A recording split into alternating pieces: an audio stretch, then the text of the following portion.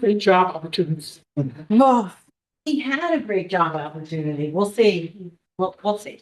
Wife is the mother speaking. This is a mother's this is the mother speaking.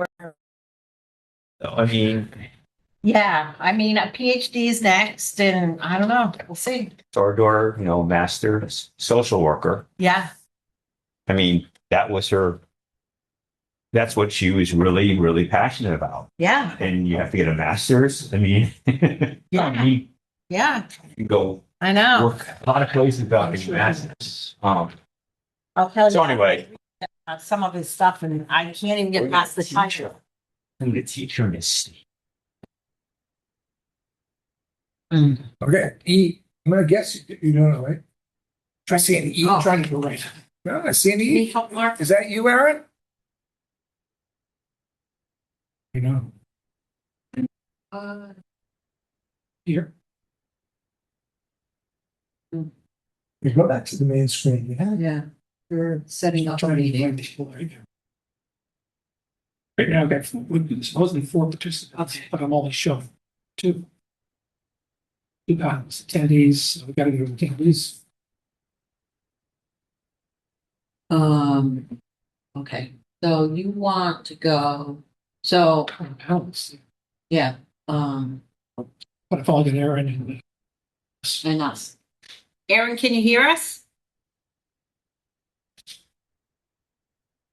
she's muted and off. But Maybe she, she's driving. she could, Probably driving you. oh, Hi, I'm here. I'm driving. Okay, hi Aaron. Hi. How are you doing? Good, great. How about all of you? Trying to manipulate this thing, but I'm not having a great deal of success with it. Thanks to Molly, you got you.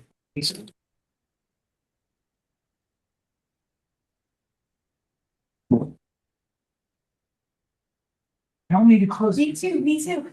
Oh, there's you. Bye.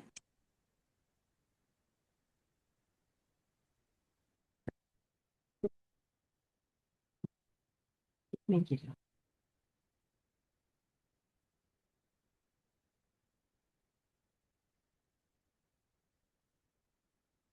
Let you in first.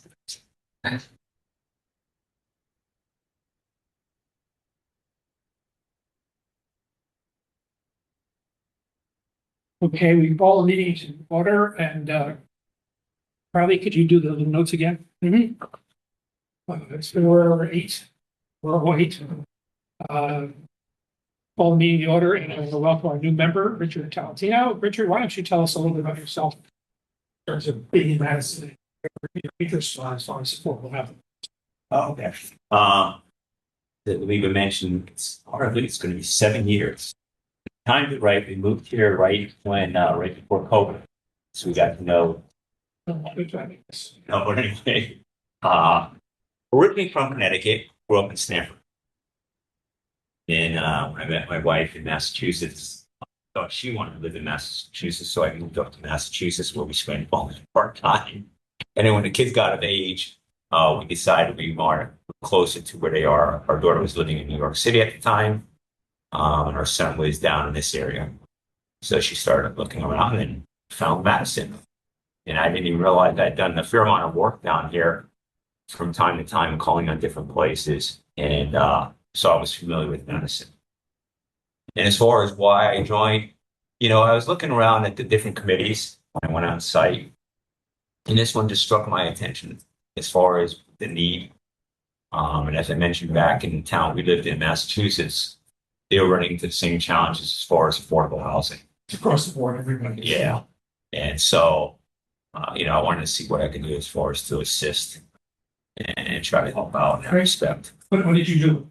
Are you retired or? I just retired. Just retired. Oh, got some time. So I have some time, yes.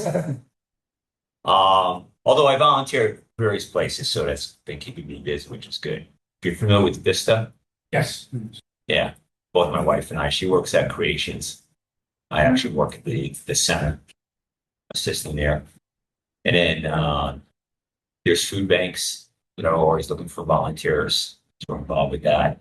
And probably closer to Special Olympics, Connecticut Special Olympics. So I coach What are you doing in sport? basketball, and now in spring is track and field. In the beginning of June, they have the big Olympics in Yes. Southern Connecticut. So it's pretty cool for the kids. Congratulations. Yeah, thank you. So anyway, but we really do like Madison. We like the vibe of Madison. And we didn't even realize we knew people that lived here already that I grew up with. Oh, you hadn't realized they had moved here? Yeah, Okay. yeah. Because once I moved up to Massachusetts, it was like, I was in another country apparently. It's like, so anyway.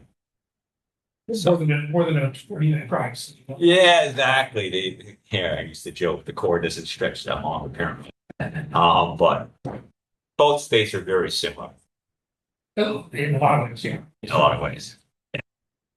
Great, thank you very much. Oh, Approval of minutes of the meeting of 14. I make a motion to approve. Second, we were here for that, so all those in favor? Thank you very much. I look around the room and I do not see anybody in the public, so we don't have any need for public comment. There was a couple attendees Attendees by video. online. Let's hi Jen. Hello. There's Somebody raised his hand. And you do have two attendees as well. Oh, yep. It looks like Jim Schmaltz has raised his hand. Okay, thank you. Sure. So are you looking for comments from the public at Yes, this we point? are. At this Okay. point, you are. So then we would let's see if I can do this. So we're gonna Okay, and Michael is. so we just so why don't we take comments from Jim first and then we can switch. Hey, Jim, it's, there, I recognize you. I've seen this before. Hey, Jim, we're having minutes. Anything you'd like to speak about right now? Yeah, a couple of things. I've been following some of the stuff a little bit in the selectmen meetings on the trust that you're looking to set up and funding things. It was interesting. Shortly after the Board of Selectmen meeting, I came across an article, and it was in New Jersey. They had what they called a mansion tax. And what it was a percentage, 1% or 2% or something like that, that was attached to any sales of a property over a certain value. And I thought that might be a reasonable way to, if you wanted to fund a trust. I don't think, that being said, I don't think it's proper or the town's space to utilize any tax dollars to fund a trust. It seems something more of a 501(c) that should be doing that. When you look at how much you're going to need, because you're, about $350 a unit, I would think, to actually produce a basic one-bedroom apartment. You'd have to start drawing significantly from town funds to make an impact on anything. I think it's more of something that should be done kind of outside of that. But I thought the mansion tax was an interesting thing, so I thought I'd bring that up to you guys and kind of see where you were going with all of it. I've heard of that. It is something that actually a number of towns have. It's certainly worth putting down on the list. Yeah, like any existing funds from the town, I don't, anything that's already coming in shouldn't be able to be used. There's a lot of things that need to be done in town, also for people that are here. The other thing is, in one of your meetings that you had presentations on, you just got to keep in mind that, 1 in 4 Madison residents are running paycheck to paycheck. So trying to help others before, making sure you're not affecting anybody who's already here struggling along. Sometimes it seems like that gets lost in, not just affordable housing, but in the budgets in general. Yeah. And you guys forgot to do the Pledge of Allegiance as we're coming up on Memorial Day. We did, we skipped that, you're right. Are you ready to do it? Yep. I'm sorry? Are you ready to lead us? Sure. Okay, same.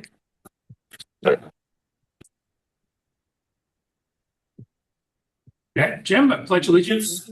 To the flag of the United States of America and to the republic for which it stands, for which it stands, one nation, under God, with and liberty and justice for all. Thank you. Thanks for reminding Thank us. you. Thanks. And just a comment, I don't, we hear everything you're saying, and I think that makes a lot of sense. The one thing that we on the committee so far, we don't expect to be ever in a situation where we're actually building affordable housing through the Affordable Housing Committee. I mean, this is the money that we'd be seeking for the fund would be much smaller amounts, which we'd be using to help or facilitate other guys coming in and spending the money to build housing, affordable housing. So just so you know, we're not, that's not, at least we're not envisioning the idea of the town itself in any form actually going out and on their own building new housing. Right, I understand that, but in context, if you have 350,000 per unit, you're doing 10 units, let's say it's 3.5 million, and you take $10,000 to put towards it, it's not a big, it's more significant being in the town than it is being given to a builder.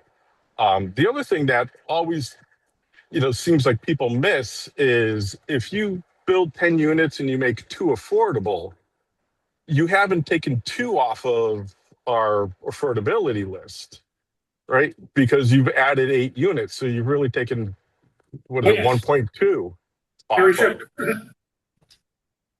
It's a long way to 10%, and it may not be mathematically possible, actually, or practically possible. Well, thank you very much, Jim. Okay, very good. Anything else we may add before we switch you over? No, thank you for your time and being so nice. Thank you.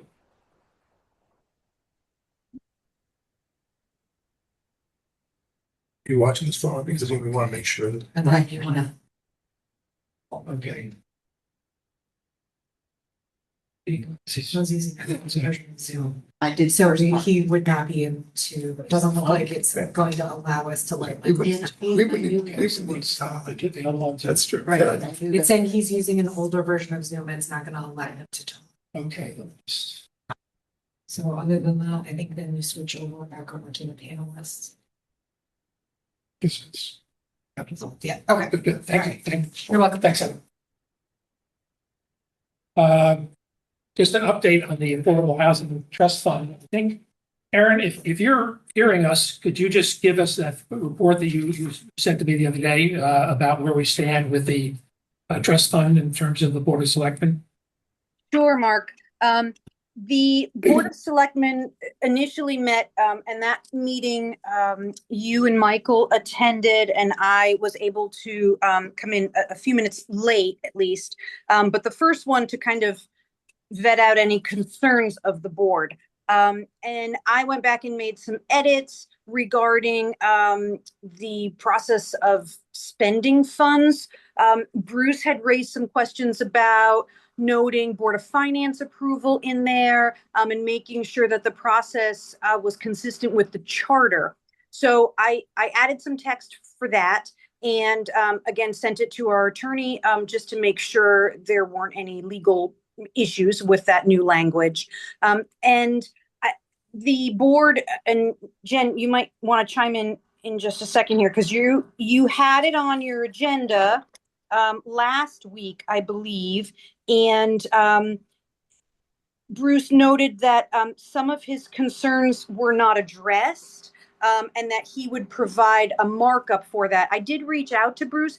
I may have just missed that in the first round when I came in late from the historic district, but and I haven't heard back from Bruce what those concerns were. So we're in a little bit of a holding pattern to see what other recommendations he's making for edits. Do you, Right. do you know, Jen, what were those actually vocalized?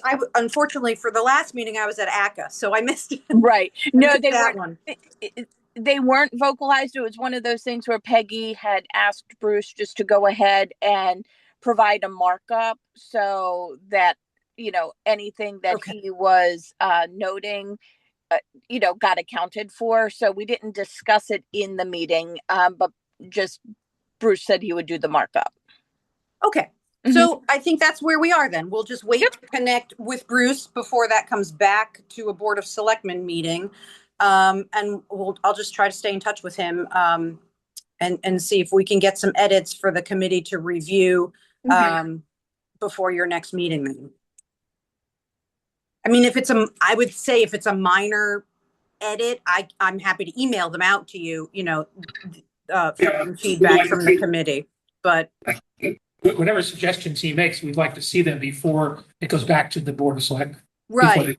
Exactly. So, I mean, if it's a minor typo, I'll email it out. If not, I'll email it and we'll definitely have to discuss it at your next meeting in June.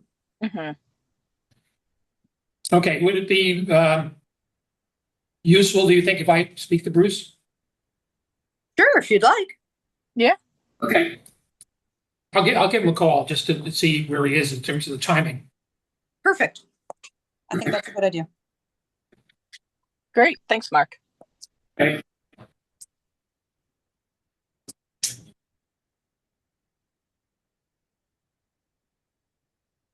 Well, disappointing, but we'll move on. It takes a long time to get things done. So keep moving.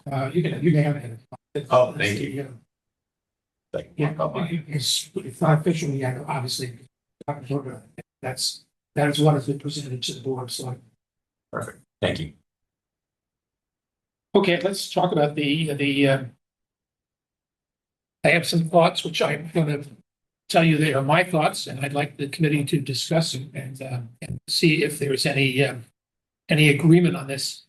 After 2.5 years of being the chair of this committee, I'm beginning to recognize that there is some issues that we're simply not set up too well. And I went around and looked at some of the other affordable housing committees, of which there are not a lot around, but the ones that are around, especially the one in Guilford, there's much tighter integration with the town itself, with the town officials itself. To the board of the first selectman appoints one of the members of the board specifically to be their representative, which I think is kind of a useful thing to think about. But the first question is, do we think that what we have right now, which is an entire volunteer group, not necessarily expert in anything about affordable housing, but concerned about affordable housing, whether this is the right composition of the committee in order to really move forward? So you guys are new. Michael can go first, I guess.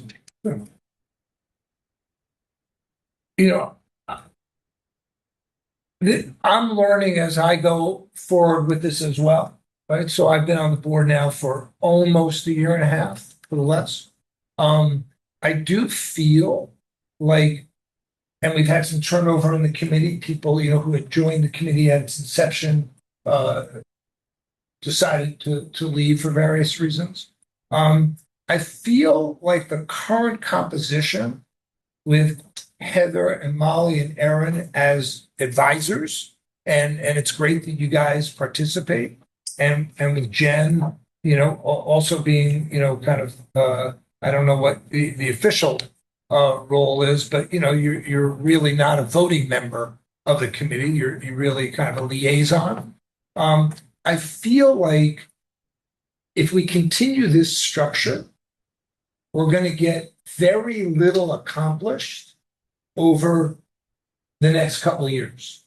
I mean, I do think, when Bruce does give his comments to the trust and when the Board of Selectmen review it, assuming they pass it, I think we can say, absolutely, we've done something tangible.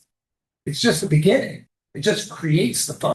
It doesn't how it's going to work, but it is something tangible. And then, in fact, because the fund is under the control of the Board of Selectmen, if the Board of Selectmen don't actively participate, again, what are we as a bunch of volunteers going to get done? So I think that's one area. I think when you look at what the facilities committee has done the last couple of years, incredibly impressive. And the idea that they've identified some properties in the town that could be ripe for housing, of which a component could be affordable, I think is a huge opportunity. But again, if we remain merely a advisory board without any kind of skin in the game, our ability to affect that doesn't seem that significant compared to just being a general member of the population. So, Mark and I have talked about this, and I think the idea of changing the committee so that there's more actual participation from people who are in town government, whether they are, through the Board of Selectmen and the staff of the town, whether it's finance, planning and zoning, the different constituents of the town government, I think increases the likelihood that this committee will actually accomplish something in the next couple of years. And I think, again, it's the goal of this committee to promote and ensure that Madison addresses the affordability crisis in our town and in Connecticut. And I think it's our responsibility to meet that challenge. And so I'd like to succeed. And so I think the changes that have been proposed make it more likely that we're going to actually achieve something in the next couple of years. And therefore, I'm in favor of the proposed change. Right? Yeah, I mean, definitely hard to speak, as this is, I believe, my third month now as part of the committee. But already I can definitely identify the same pain points that you guys are seeing. And I mean, even from last meeting alone, one of the things I value most in a lot of the work that I do and a lot of the stuff that I'm getting part of my career to be a part of is the data, knowing what you have available, what you don't have available, knowing the statistics, knowing the numbers, and what you can do with the numbers and how to present those numbers. And I think one of the biggest relations and connections we could and should move towards first is absolutely conjoining in some way, shape, or form with the Planning and Zoning Committee. The data that they provided, I mean, that felt very valuable at the last meeting to then start thinking about what can we do, what is available. And they have already done that major workload of statistical research and analyses and mapping, which significantly helped us in adding some options to what we can use to as land and acreage for affordable housing. But it feels like unless someone in this committee is dedicated to performing that role of work or is able to take on that workload, it's just a lapse in part of what builds up what we can actually do. But then to your point as well, I do agree that the next steps beyond that to getting actual change and reform beyond just discussion is integrating more with the actual members of Board of Selectmen and committees and having someone or like from the finance committee being here to also engage in our conversations and discussions to check us and make sure that we're on the right track, make sure that we're discussing feasible options rather than trying to guess what will be approved by the Board of Selectmen, sending it to them, hoping it's not rejected, and then going through this cycle back and forth and taking up a lot of our time. So definitely agree on that. I think we should probably work towards devising very specific questions and goals and maybe milestones of starting that reformation. Like, I agree, we need to be involved more in those committees, and that may be how we play our role is with their data sets and with their information, and helping to guide them to ask the questions of how can we make this geared towards affordable housing? How can we achieve it? How can we make it to achieve both of our goals rather than just being an isolated group and trying to figure it out on our own or working with them after the fact. But taking it step by step, get into each committee, even if it's one by one, just find ways to integrate ourselves and make suggestions. Hey, what if this person joined us? You know, they have the ability to do so. Try and make those connections and figure out what our options are in that sense to move this forward before we can, because this feels like it's pretty integral at this point. Thank you. Richard, we'll soon for you. Any comments at all? Well, just my thoughts and more your comments. What's the motivation? And then also, is there any pushback? The fellow Jim on the call mentioned about New Jersey has that 1% or something thereabouts. What I was curious about there is who's paying for that? Is that person buying the property? Usually it's the seller. Usually it's the seller. A seller? Yeah, usually it's the seller. It's called the food tax. It's, Okay. you have it different ones. Yeah, because I know there's certain places like Nantucket. Way back when I remember, if you buy a house in Nantucket, a certain percentage of your sale goes toward the preservation of land there, which is actually a great idea when you think of it. So they'll never overbuild. Yeah. Okay, this is kind of along the same lines. So what I'm curious about is, yeah, you said when the town looks at their priorities, affordable housing probably isn't on that list or close to the It's top. on the list. It's on the list. It's on, yeah, but is it close enough to the where it's going to be actionable? To me, not there. Yeah. So what's the motivation for people to have affordable housing in this town? Well, That's my initial. If my initial thought is, young people. I read up on the demographics of this town. Eventually, guess what? They're going to be old people like us, old people. And there's only one thing that happens with old people.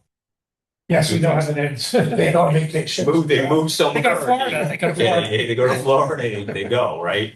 So maybe that's the motivation. Like, you need to have it so you can have younger families being able Well, to afford in town, I think it's 70%. I think that number's right. About 70% of all the housing is single family housing. Yeah, I wrote it down. I forget. It was pretty interesting. That creates an issue in terms of if you don't have the cost of housing is going to always be very high. And zoning and everything else based on that. Right. Yes. Yeah. So that's how I was looking at it. Just, what's going to be the motivation, and then from there. And I didn't realize it doesn't sound like there's a lot of involvement with these other committees. And that would be a good idea to make sure you get more involved. Not as much as we'd like. Yeah. That's true. One thing I would just say, Richard, so I would just say there are 3 identified areas of interest for more affordable housing in this town. One of them you just mentioned, bring, younger people. Where do younger people go if they want to start families, if they want to, be positive members of the community? That's absolutely one. The other one is what's often commonly known as workforce housing. We have teachers and firemen and town employees and people who work at Stop and Shop and people, and so people who work in Madison, you'd want to encourage them to be able to live here as well. And then the third group is the aging population, because they're, and again, this is all 3 of these are nationwide issues. They're not unique to Madison. With the aging population, what's happening is people are aging in place. So they're aging in homes that were wonderful for them when they were young or when they had young families. But now as they get older, the houses are getting older, so the upkeep is getting expensive and difficult for them. That 4-bedroom, 3-bath, wonderful, magical house all of a sudden doesn't work for them because their bedrooms are upstairs and it's hard. They want maybe to downsize. And so there aren't enough affordable options in town to do. So those are, I would say, three buckets. And there are others that would be resonant with people. But you hear those three buckets of need in the town. And Over and over again. Yeah. Over and over again. Yeah, and that's really a constant. So, yeah, I didn't think of the last one. That's a good point. So then my question would be, why doesn't it get the attention? Well, should we put Jen on the spot and make one of our selectmen? It's just, I know you have, like you said, there's priorities, but then, listening to what you just said, I could say a really strong argument why to address those three groups alone. And a lot of people agree. It's not that the town is against this. I'm sure there are many people in the town who are against the idea of more housing. The ones that say, I moved from Fairfield, so I can't. I can't out here. Kind of thing.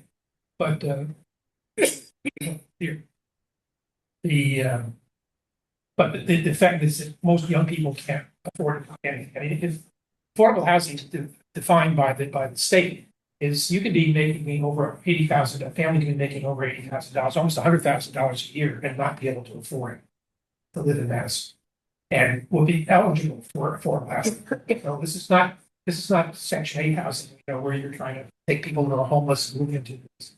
People who are making a fairly good living, who can't afford it. It's something like 70% of the people who live in single-family houses in town are actually they're spending more than 30% of their family income on housing, which that reduces their spend on anything else. And so I think there's a lot of reasons, but we may be that hasn't been communicated in the community, so there's no issue there. If you went out the street and said, is there an affordable housing problem in Madison? Probably most people would say no. I don't think so. I think everybody, does everybody know has a house? So I'm okay. But there are these things, and that's a part of, I think, the committee's mandate is to bring this forward and make sure people do understand there is an issue that should be addressed, and not to change the town into looking like Bridgeport, but to make it, more likely to have people who want to live in this area to be able to do so, and work in the towns, and work for the town, work in the shops, work in the restaurants. But I would say that for the most part, right now, Madison is slowly turning into a suburban town where a lot of the people who live here go to work someplace else, and a lot of people who work here can't live here.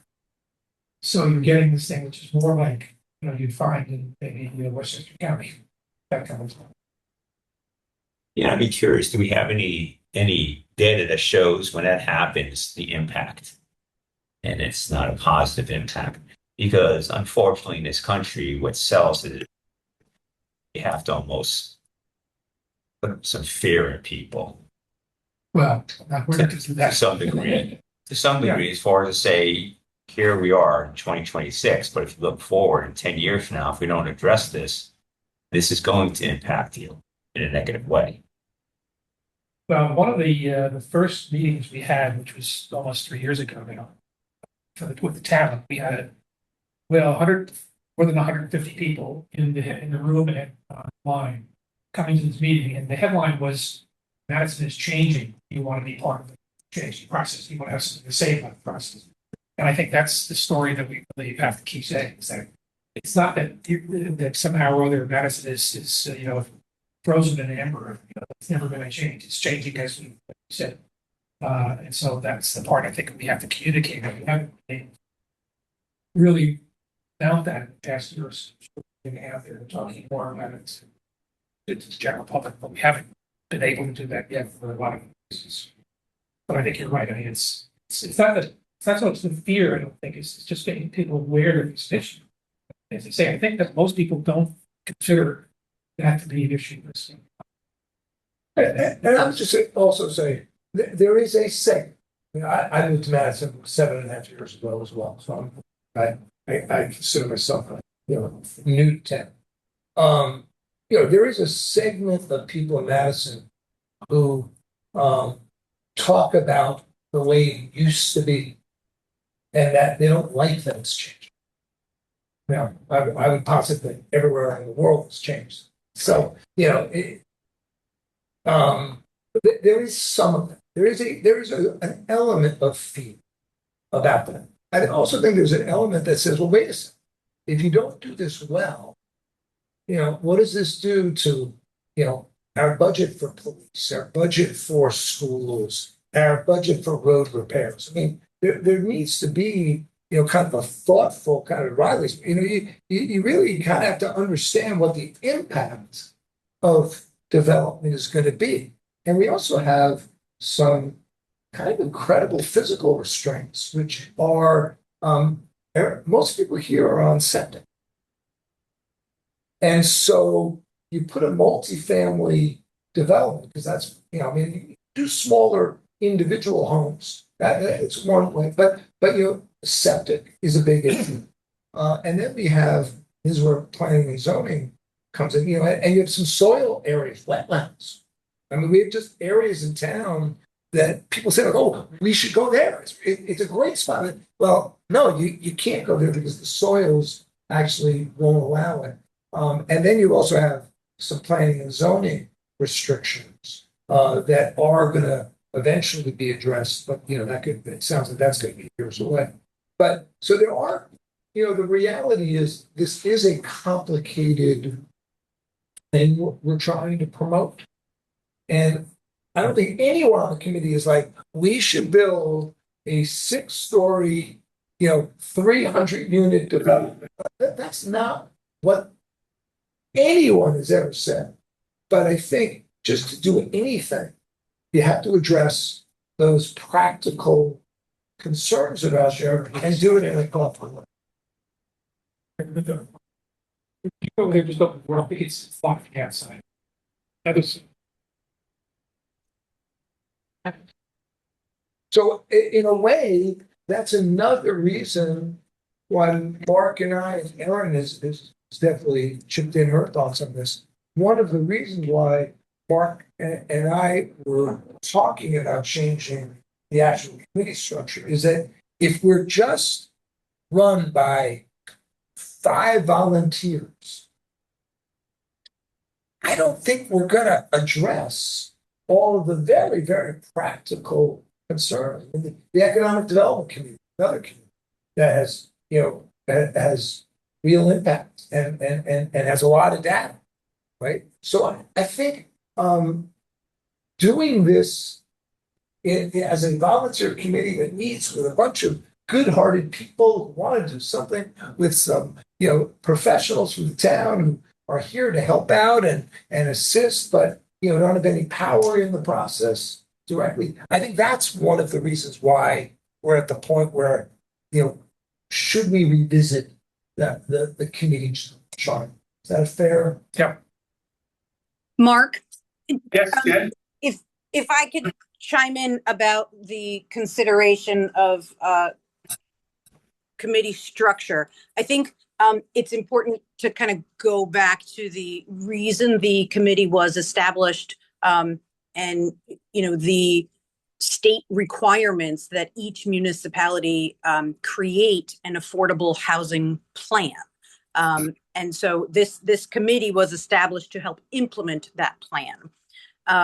And I do agree that this is likely good timing to start considering a little bit of a broader scope, especially in light of recent legislative amendments associated with House Bill 8002, which now has eliminated 830J, which is the requirement to have an affordable housing plan, and now will require municipalities to plan for housing growth with a more regional focus. And this is something that there's a lot of information in this bill, a lot of information that needs to come from the state. Office of Policy and Management. And so far, the guidance that's come down to the planners throughout the state and others, and to our regional councils of government who are charged with a lot of this information. It's vague still. It's all developing. We have we're in a public comment period now with OPM to kind of raise questions and get some guidance. But this requirement to establish a housing growth plan will replace the affordable housing plan. It's not specific to deed restricted affordable units, as was with the affordable housing plan. So this draft language where, the primary goal of the Madison affordable housing plan is to facilitate an increase of diversity of housing options, that is not correct. The primary goal of that plan was to increase the number of affordable housing units in Madison. So we may need to look at this broader as a housing committee that can be involved in this growth plan process.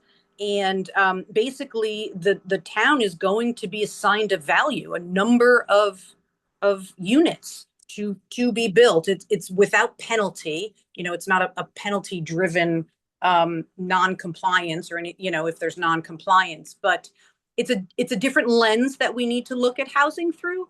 And so I think it is appropriate to kind of broaden the committee's charge. I think representation from other commissions may be valuable because you then have that immediate or that direct liaison, but also their expertise and some knowledge of what they're doing in their committees. I would say that I don't agree that your town staff should be a member of the committee. I think that our job is to serve as your professional staff and advisory and assist you. I don't think, even though I am a resident of town, I don't think I should be an active member of the committee. But I think maybe we should start looking at a little more of this housing bill and some of the requirements that's going to be placed on the municipalities and try to incorporate some language from that and see if maybe you take a more general role as a housing committee and not just an affordable housing committee. Since the state, like you said, Mark, things are changing and we have to adapt to the changes that are being made on a state level. So it is good timing, at least. Thank you, Aaron. Jen, would you have any comment there? Yeah, I mean, I know just from a couple meetings ago and Aaron saying that we were still waiting on guidance from the state, that's what I feel like our hang up is currently at the moment. But, I echo what Aaron was saying in regards to, with the focus that the state is putting forward, having a shift, now would be a good time to implement our own shifts. And I think a housing committee that has a more broad view on housing options could be something that gets a little more traction with the community, because, one of the things I've heard in a number of different venues is a need for more like senior type housing, maybe like 55 and older, which would offer single floor living and that sort of thing. And we do have those communities in town, but as soon as a unit goes up, it sells because there's a need and a desire for them. And then that opens up single family homes. Oftentimes those single family homes are older and could be, folks would be able to enter the market at potentially a more reasonable rate. I also just think one of the biggest struggles we're up against in regards to affordability is it's the market. The market dictates what builders want to build. The market dictates the prices that a house can sell for. So we're in a very challenging time. you're breaking up a little bit. Just by the nature of the beast. But given the new changes, ultimately, I think this would be a great time to really.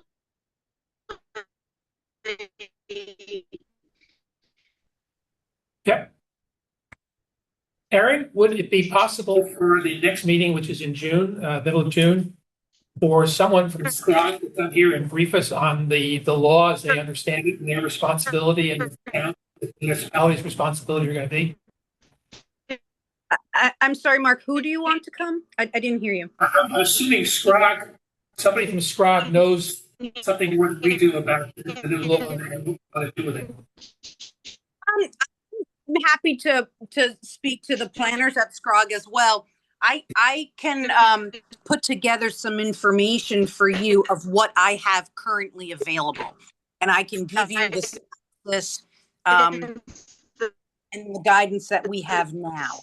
I think that would be some of it is kind of high level timelines of when these plans should be adopted, when there are key points for the state to act, for the COGS to act, and then for the municipalities to respond. So I think that would be a worthwhile conversation. So at least we know where we stand currently and brainstorm what, some ideas on how we can address this. We're going to need to be flexible.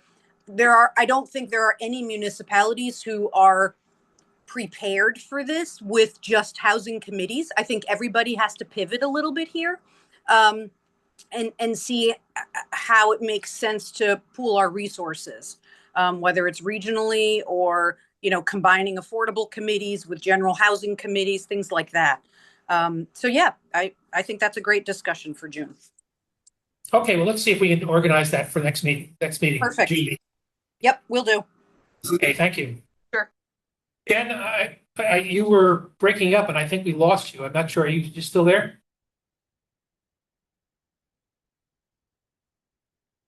I don't know what happened here. Heather, Molly, do you have anything to say about this? Or are you just...